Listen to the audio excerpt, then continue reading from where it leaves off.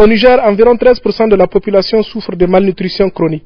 Et c'est pour faire face à cette situation, dans le département de Terra, que le CESAO et l'ONG allemande WHH ont décidé d'intervenir.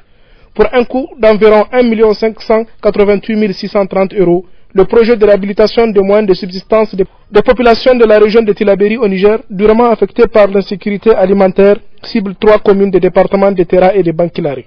C'est un projet d'une durée de 30 mois financé par la BMZ et exécuté par les ONG CESAO et l'ONG allemande Welthunger-Hilfe.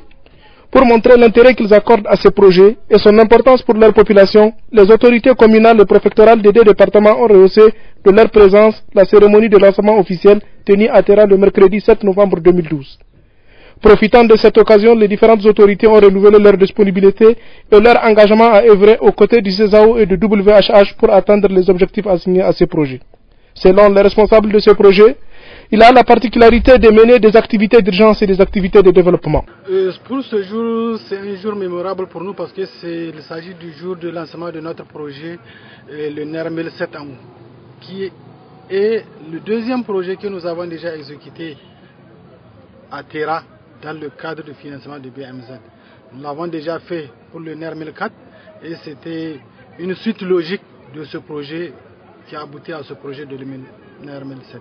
Nous avons un partenaire privilégié sur le plan de l'implantation et de l'exécution du projet, qui est le CESAO PRN, qui a une grande expérience dans la zone de Terra. Ce projet ciblait la population vulnérable pour la réputation de leurs moyens de subsistance et la sécurité, amélioration de la sécurité alimentaire.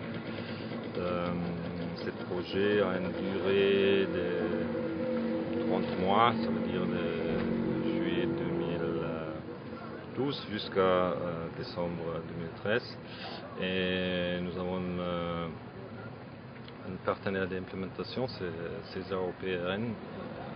Ici sur place, avec cet organisme, nous travaillons ensemble depuis 2 ans, ici au Niger.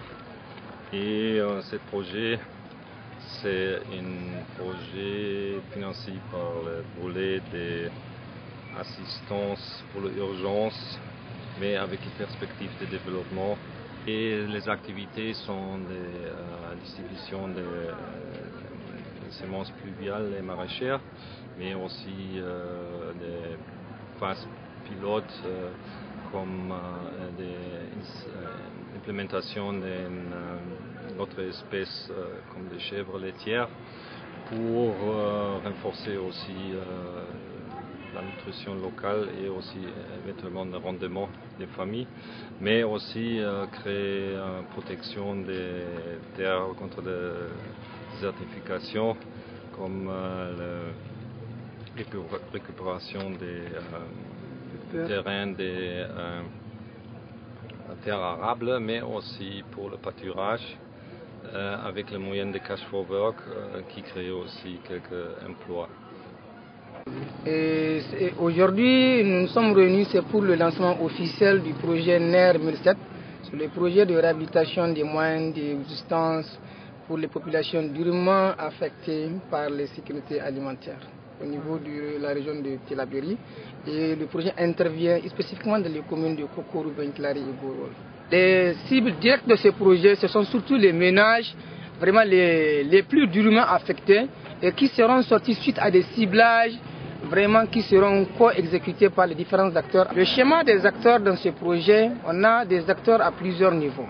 D'abord, les acteurs de mise en œuvre qui sont CESAO et WHH. On a des acteurs de proximité de collaboration qui sont les services techniques, et dont particulièrement ceux de la cellule sous-régionale de prévention des crises alimentaires. Il y aura aussi les élus, il y aura aussi les organisations paysannes, il y aura aussi les services techniques, en tout cas chacun selon sa vocation, qui seraient bien impliqués. Soyez rassurés que je ne ménagerai aucun effort en collaboration étroite avec les services techniques, les autorités communales et coutumières pour accompagner de manière soutenue et continue les efforts de ce projet très bénéfique tant pour nos populations que pour l'économie du pays.